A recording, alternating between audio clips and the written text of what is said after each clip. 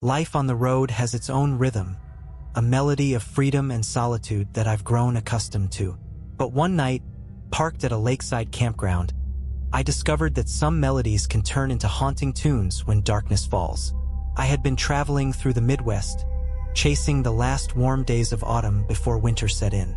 The leaves were a riot of colors, crimson, gold, and fiery orange, painting the landscape with a vibrancy that seemed almost surreal.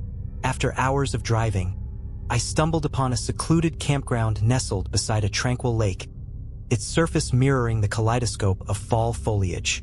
The campground was almost empty, save for an old RV parked several spots away.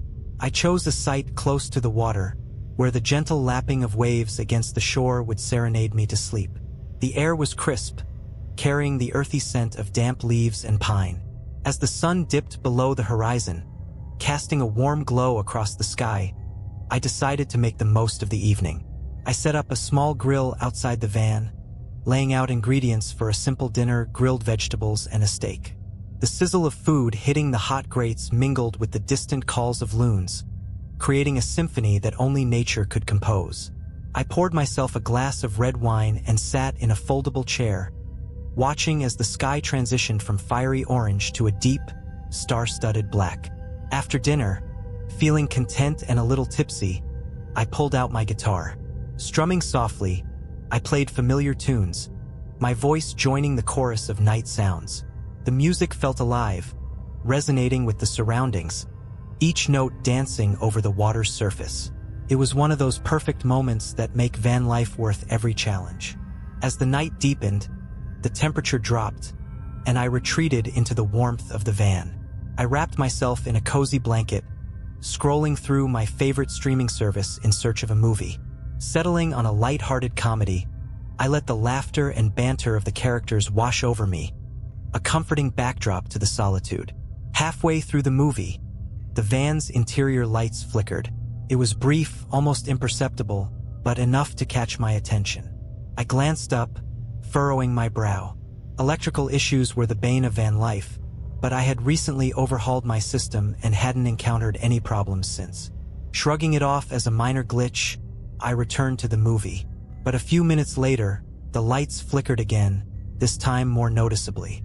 The screen of my laptop dimmed, then brightened, as if someone was playing with a dimmer switch. Unease began to creep in, replacing the earlier warmth. I paused the movie, setting the laptop aside.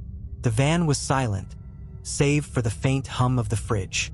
I checked the control panel. Battery levels were normal, no signs of any issues. Perhaps it was a faulty wire or a loose connection. Making a mental note to inspect it in the morning, I resumed the movie. But the disturbances persisted. The lights flickered sporadically, the intervals growing shorter. My laptop shut down unexpectedly, plunging the van into darkness. I sighed, more annoyed than frightened, and reached for a flashlight. As I flicked it on, the beam wavered, then died. I tapped it against my palm, but it remained lifeless. I was meticulous about keeping my gear in top condition. I reached for my phone to use its flashlight, but the screen remained black. Panic prickled at the edges of my consciousness. All my devices failing simultaneously? That couldn't be a coincidence. A sense of vulnerability washed over me. The van, once a haven, now felt like a cage. The only light came from the moon, its pale glow filtering through the windows, casting elongated shadows that danced with the swaying trees outside. I peered out, half expecting to see someone, or something, lurking, but the campground was still. Suddenly, a soft glow emanated from outside, near the lake. It pulsed gently, like a distant lantern swaying in the breeze. Relief surged through me. Perhaps it was the occupant of the RV, out for a late-night stroll. Maybe they could help. I stepped out of the van, the cold night air biting against my skin. The ground was damp, leaves crunching softly underfoot. I called out, "Hello? Is someone there?" My voice seemed swallowed by the vastness of the night.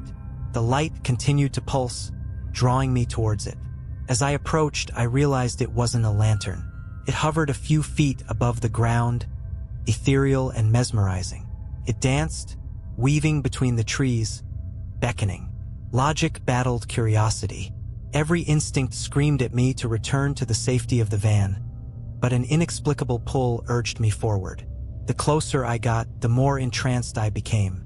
The light seemed alive, its movements deliberate, almost playful. Suddenly, it darted deeper into the woods. Without thinking, I followed. The forest enveloped me, the canopy above blocking out the moonlight, plunging the surroundings into near darkness.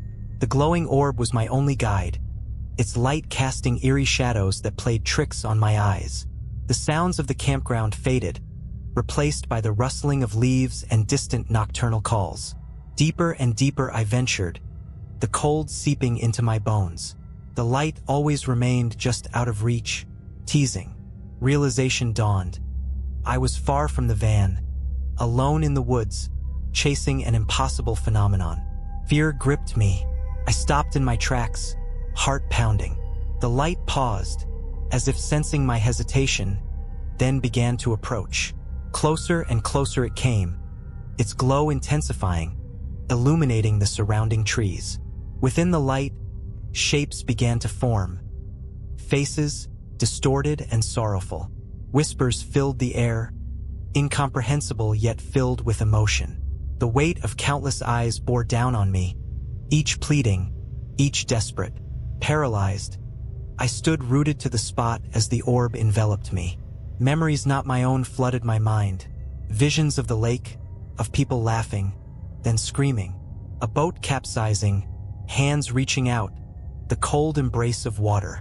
Tears streamed down my face, a profound sorrow consuming me. The realization was haunting. These were the souls of those lost to the lake, their stories forgotten, their voices unheard. Just as suddenly as it began, the vision ceased. The light receded, drifting back towards the lake. Weak and disoriented, I stumbled back, desperate to return to the van. The journey was a blur, branches scratching, roots tripping, the forest seeming more menacing than ever. Finally, the van came into view, a beacon of safety. I collapsed inside, locking the doors, my breaths ragged. The devices inside flickered back to life, their screens glowing reassuringly. But I couldn't shake the weight of what I'd experienced.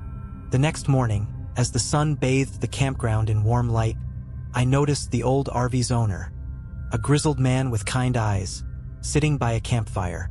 Gathering my courage, I approached him, recounting the night's events. He listened intently, nodding solemnly. "You're not the first," he began. "This lake has a history. Years ago, a group drowned when their boat overturned during a storm. Since then, campers have reported strange lights and visions." He paused, staring into the flames. "They say the souls are restless, seeking closure, someone to remember them." A shiver ran down my spine. The realization was both comforting and haunting. I wasn't alone in my experience, but the weight of those lost souls lingered. Vanlife offers a tapestry of experiences. Freedom, beauty, and sometimes encounters that defy explanation. That night by the lake reminded me of the thin veil between our world and the unknown. As I drove away from the campground, the vibrant leaves falling like silent witnesses, I whispered a silent prayer for the souls bound to the lake, hoping they find the peace they seek. If you found this story as chilling as we did, be sure to subscribe so you don't miss any new creepy stories. Vanlife comes with its own set of challenges, especially when you're traveling alone. One night, at a rest stop in the middle of nowhere, I learned just how unsettling those challenges can be. I had been driving for hours, the sun long gone. The highway stretched out before me, empty and endless, with nothing but the occasional flicker of headlights from distant cars. My eyelids were growing heavy, and I knew I needed to find a place to stop for the night. That's when I saw the sign for a rest stop up ahead. The rest stop was small and isolated, just a single building with a few vending machines, a row of bathroom stalls, and a handful of parking spaces. It was the kind of place where truckers pulled in to catch a few hours of sleep before hitting the road again. As I pulled into the lot, I noticed that it was almost completely deserted. Just one other car parked at the far end, its windows dark and lifeless. I parked under one of the overhead lights, its harsh fluorescent glow casting long shadows across the asphalt. The air was cool. The only thing I heard was the hum of the highway. I shut off the engine, the silence suddenly overwhelming, and leaned back in my seat, rubbing my tired eyes. After a few minutes, I needed to go to the bathroom before settling in for the night. I stepped out of the van, the cool night air hitting me like a splash of cold water. The rest stop was eerily quiet, the kind of silence that made every little sound seem amplified. I walked over to the vending machines, digging into my pocket for some change. The machine whirred to life as I punched in the code for a soda, the can clattering into the tray with a loud thud that echoed in the stillness. As I stood there, sipping my drink, I couldn't shake the feeling that I was being watched. I glanced around, scanning the darkened parking lot and the shadows that stretched out beyond the reach of the lights. The only other car in the lot was still parked at the far end. There was no sign of movement, no sign of life. I shrugged off the unease, telling myself I was just tired. I tossed the empty can into the trash, went to the restroom and headed back to the van, my footsteps sounding unnaturally loud on the pavement. Once inside, I locked the doors and drew the curtains, blocking out the harsh light. The interior of the van was warm, a small haven of comfort in the middle of the desolate rest stop. I settled into bed, pulling out my phone to scroll through social media for a bit before sleep. The glow of the screen was a connection to the world outside this isolated spot. I could hear the occasional rumble of a truck passing by on the highway. It was a good reminder that I wasn't completely alone.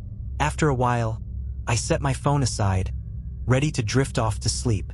The van was quiet, the only sound the subtle hum of the portable fan I had running in the corner. I closed my eyes, letting the rhythm of the fan lull me into a state of relaxation. But just as I was on the edge of sleep, I heard it, a soft, rhythmic tapping on the side of the van. My eyes snapped open, my heart skipping a beat.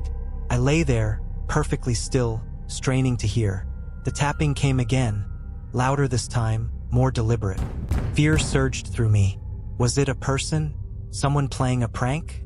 I didn't want to believe it was anything serious, but the tapping continued, relentless and unnerving. It was coming from the side of the van, right near the door. I sat up, my heart pounding in my chest. I didn't want to look, but I knew I had to. I reached for my phone, the dim light from the screen doing little to dispel the darkness that pressed in around me. The tapping stopped for a moment, as if whatever or whoever was out there knew I was listening. Slowly, I inched toward the door, my hand trembling as I reached for the curtain. I hesitated, my breath catching in my throat, before pulling it back just enough to peek outside. There was nothing there. I let out a shaky breath, trying to calm myself. Maybe it had been the wind, or a branch brushing against the side of the van. But deep down, I knew that wasn't it. The tapping had been too deliberate, too rhythmic to be anything so innocent. I tried to brush it off, telling myself I was just being paranoid. I climbed back into bed, pulling the blanket up to my chin like a child trying to ward off the monsters under the bed. I closed my eyes, willing myself to sleep, but the unease lingered, a cold knot in my stomach. I must have dozed off at some point because the next thing I knew, I was jolted awake by a loud, insistent knock on the door. My eyes flew open, and I sat up, my heart racing. The knock came again, harder this time, reverberating through the van. Fear gripped me, and I froze, unsure of what to do. The knock wasn't like the tapping from before. It was forceful, demanding. I glanced at the clock on my phone. 3:12 a.m. No one should be knocking on my door at this hour, especially not in an empty rest stop in the middle of nowhere. Panic set in. I didn't dare move, didn't dare breathe. I was trapped in a metal box, completely at the mercy of whoever was outside. I thought about starting the engine, but what if they tried to stop me? What if they had a weapon? My mind raced with terrifying scenarios, each one worse than the last. Then the knocking stopped. Silence fell over the van, heavy and oppressive. I waited, my breath caught in my throat, straining to hear anything. Footsteps, voices, anything. But there was nothing. just the silence and the darkness pressing in on all sides. I sat there, frozen, for what felt like hours, the silence stretching on and on. My eyes were glued to the curtains, half expecting to see a shadow move outside, to hear the knocking start again. But it didn't. The rest stop was still, the only sound the faint hum of the highway in the distance. Finally, when I couldn't stand the suspense any longer, I forced myself to move. I climbed into the driver's seat, my hands shaking as I reached for the keys. I turned the ignition and quickly flicked on the headlights. There was no one there. No sign of the car that had been parked earlier. No sign of anyone or anything that could have caused the knocking. But I knew what I had heard. I knew it hadn't been a dream. I drove away from the rest stop as fast as I could, my heart still pounding in my chest. The road was empty, the headlights cutting through the night as I sped away from that eerie place. As I drove, I kept trying to make sense of what had happened. Who had been knocking on my van in the middle of the night? Why had they left without a trace? To this day, I don't have answers.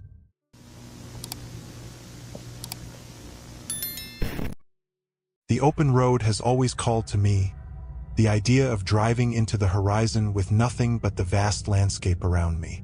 There's a certain thrill in knowing that you're miles away from civilization, surrounded by nature in its rawest form. But what I didn't realize until one fateful night in the desert was that nature isn't always as peaceful as it seems. Sometimes it can be downright terrifying. I was deep into my road trip, traveling through the southwestern United States, where the landscape turned from lush forests to endless stretches of desert. It was late afternoon when I decided to find a place to camp for the night. The sun was beginning its descent, casting long shadows over the rocky terrain. I found a dirt road that led away from the main highway and followed it until I came to a flat, open area surrounded by low hills. The desert was vast and empty, with nothing but the distant mountains on the horizon and the cactus dotting the landscape. I parked my van, taking a moment to appreciate the solitude. There was something about the desert that was both beautiful and haunting. The way the wind whistled through the rocks, the way the colors changed as the sun dipped lower in the sky. After setting up camp, I decided to go for a short walk to stretch my legs. The air was cool, and the ground was covered in a fine layer of dust that crunched under my boots. As I walked, I noticed tracks in the dirt, small, delicate paw prints that crisscrossed the area. I guess they belonged to a coyote or some other small desert animal, and I smiled at the thought of sharing the space with the local wildlife. As the sun set, I returned to the van and started preparing dinner. I lit a small campfire and cooked a simple meal, some canned beans and a piece of bread toasted over the flames. The fire crackled and popped, sending sparks into the air as the sky darkened to a deep, inky blue. The stars began to appear, one by one, until the entire sky was a canvas of twinkling lights. After dinner, I sat by the fire, sipping a cup of coffee and listening to the sounds of the desert night. It was quiet, almost eerily so, with only the gust of wind and the distant call of an owl.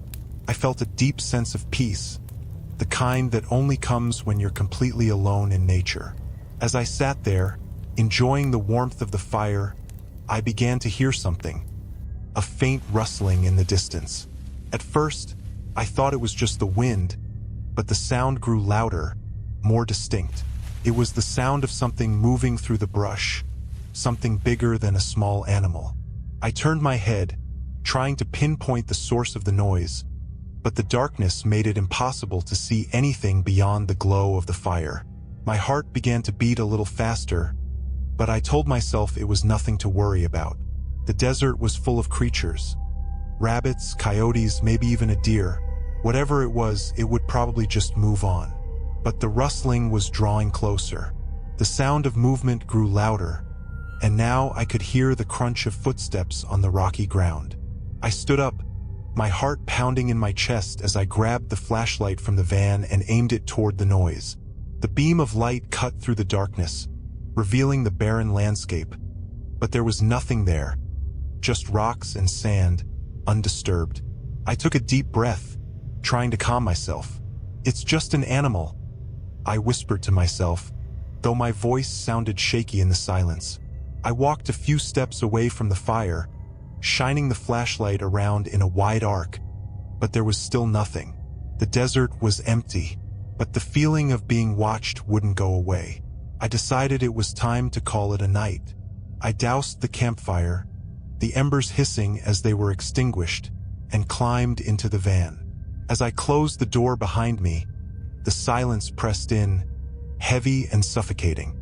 I locked the doors, more out of habit than necessity, and settled into bed, trying to shake off the unease that had settled over me.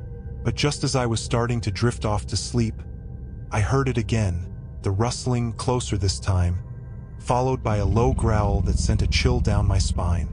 I sat up, straining to hear through the walls of the van. The growling was deep, guttural, unlike anything I had ever heard before. My mind raced with possibilities. Coyotes, maybe, but coyotes usually kept their distance, and this sounded bigger, more menacing. I reached for the flashlight again, hesitating for a moment before flicking it on. I pointed it toward the windows, searching for any sign of movement. The growling continued, moving around the van, accompanied by the sound of something scratching at the ground. It was as if whatever was out there was circling, searching for a way in. My heart pounded in my chest as I considered my options.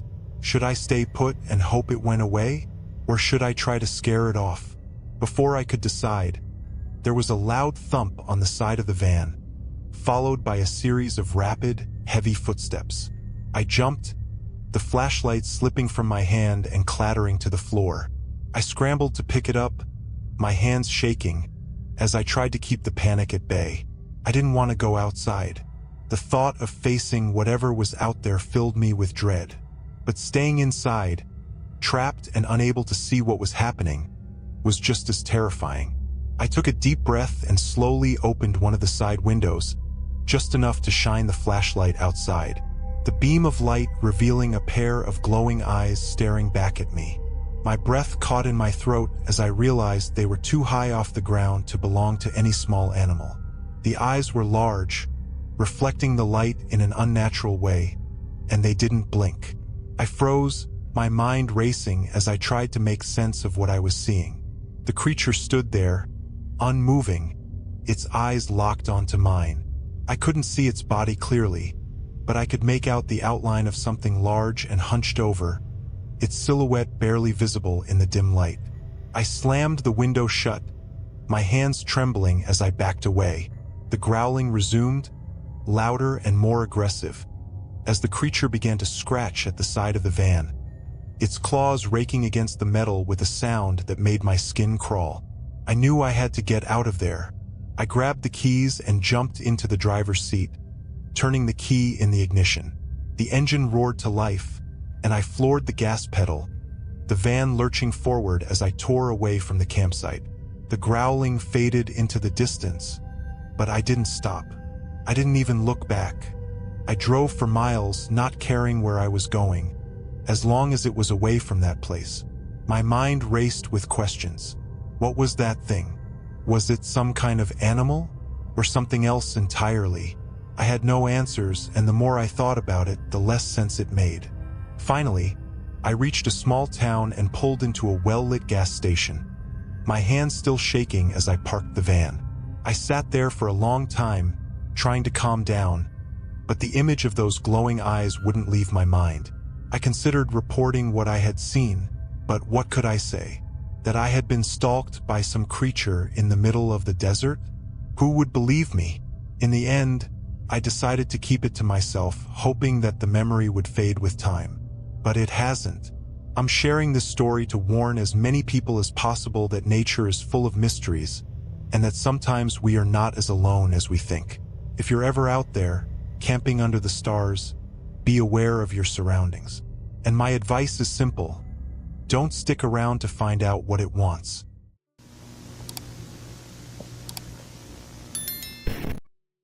Freedom, that's the best word to describe van life. The possibility to pick up and go wherever the road takes you, to sleep under the stars, and wake up to new horizons every day. But there's a side to it that no one really talks about. A darker side that you only discover when you're miles away from anyone or anything familiar. This is the story of one night I'll never forget, and to this day, I can't fully explain what happened. I had been on the road for weeks, traveling through small towns and scenic byways, when I found myself near the outskirts of a quiet suburban neighborhood. It was late, well past midnight, and I was exhausted. I hadn't planned on stopping in a residential area, but the fatigue was hitting me hard, and I figured I could park discreetly for the night without drawing too much attention. The neighborhood was a typical suburban sprawl, cookie-cutter houses, neatly manicured lawns, and the occasional streetlight casting long shadows on the pavement. I found a spot at the end of a cul-de-sac, between two houses that looked empty. It was the perfect place to blend in and catch a few hours of sleep.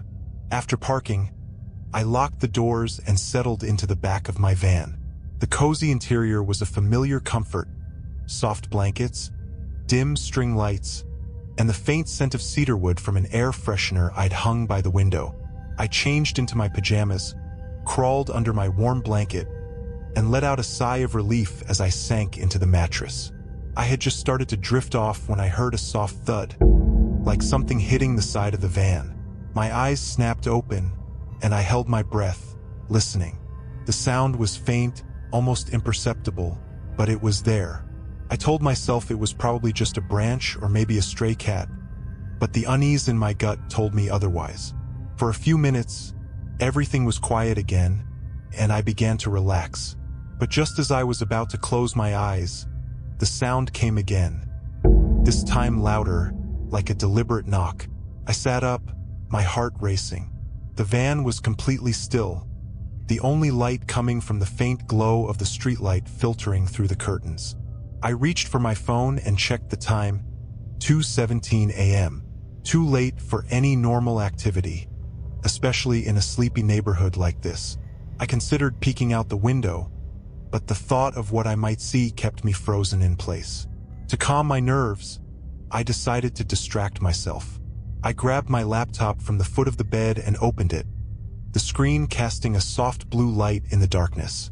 I put on a movie, something light and familiar, hoping it would help me fall asleep. But no matter how hard I tried to focus on the screen, my ears were tuned to every little sound outside. About half an hour later, just as I was beginning to relax, I heard it again. This time, a soft scraping sound along the side of the van, followed by a faint whispering. My heart skipped a beat. The sound was so subtle, so quiet, that I wondered if I was imagining it. But then it came again, clearer this time. Definitely not my imagination. I paused the movie, my breath catching in my throat. The whispering was low, almost inaudible, but it was definitely there. I strained to make out the words, but they were garbled, as if the speaker was just on the other side of the van wall, their voice muffled by the metal. Panic started to creep in. I could feel my pulse quicken, my hands growing clammy as I listened to the strange sounds. I knew I had to check outside, but the thought of facing whatever was out there filled me with dread. What if it wasn't just a person? What if it was something else? I reached for the flashlight I kept by the bed, my fingers trembling as I clicked it on. The beam of light was small and weak, but it was better than nothing. Slowly, I inched my way to the front of the van, my footsteps muffled by the thick carpeting. I felt like a mouse creeping through a maze, trying to avoid the predator lurking in the shadows. Just as I was about to peek through the front curtain, the van shook violently, as if something heavy had slammed into the side. I yelped, dropping the flashlight, which rolled under the seat. My heart was pounding so hard I thought it might burst out of my chest. The van settled back into stillness, but the air was thick with tension, as if something was holding its breath, waiting for me to move. I forced myself to stay calm, to breathe slowly. I crouched down, retrieving the flashlight, and hesitated before lifting the corner of the curtain just enough to peek outside. The street was empty. The houses across the street were dark, their windows reflecting the dim streetlights. There was no sign of anyone or anything that could have caused the noise.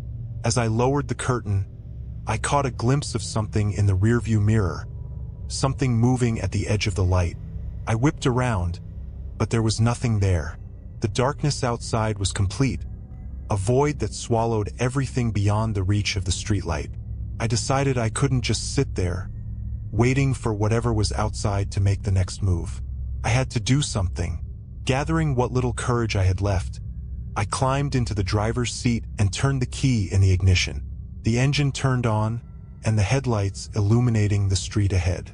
I glanced in the rearview mirror again, but this time, I saw nothing. I wanted to believe that whatever I had seen was just a trick of the light, a figment of my imagination brought on by exhaustion and fear. But deep down, I knew that something was out there, something that didn't want to be seen. As I put the van in gear and started to pull away, the van lurched forward as if something had pushed it from behind. I hit the brakes, my hands gripping the steering wheel so tightly that my knuckles turned white. I didn't dare look back. I just pressed the gas pedal and sped out of the neighborhood. I drove for what felt like hours, the empty streets and highways blurring together as I put as much distance as I could between myself and that cul-de-sac. I didn't stop until I reached a truck stop on the outskirts of the next town, where I parked under the bright, fluorescent lights. The safety of other people, even strangers, was a comfort I hadn't realized I'd taken for granted. Couldn't sleep. I sat in the driver's seat, watching the lights of the truck stop flicker in the distance. The hum of engines and the occasional hiss of air brakes the only sounds keeping me grounded in reality. But no matter how much I tried to convince myself that it was over, the memory of that shadow lingered in my mind. I don't know what I encountered that night. I've tried to rationalize it, to tell myself that it was just some prankster, or maybe a stray animal that got too close. But the feeling I had, that gut-wrenching fear, the sense that I was being watched by something that wasn't entirely human, has never left me. I'm more cautious about where I park for the night. Vanlife offers freedom, but it also brings with it the unknown, the unpredictable. I've told this story to a few fellow vanlifers, and some of them have shared similar experiences. Strange encounters, unexplained noises, the feeling of being watched. It's comforting, in a way, to know that I'm not alone in what I went through. But it's also terrifying to think that there might be something out there, something that haunts the quiet streets and remote places where we seek refuge. Vanlife offers freedom and adventure, but it also brings you face to face with the unknown. When you're out there alone, anything can happen, and sometimes it's the things you can't see that are the most terrifying. If you enjoyed this video, don't forget to like, subscribe, share it with a friend, and hit the bell icon to stay updated with our latest content. And remember, sometimes the scariest situations are the ones you never see coming. See you in the next video.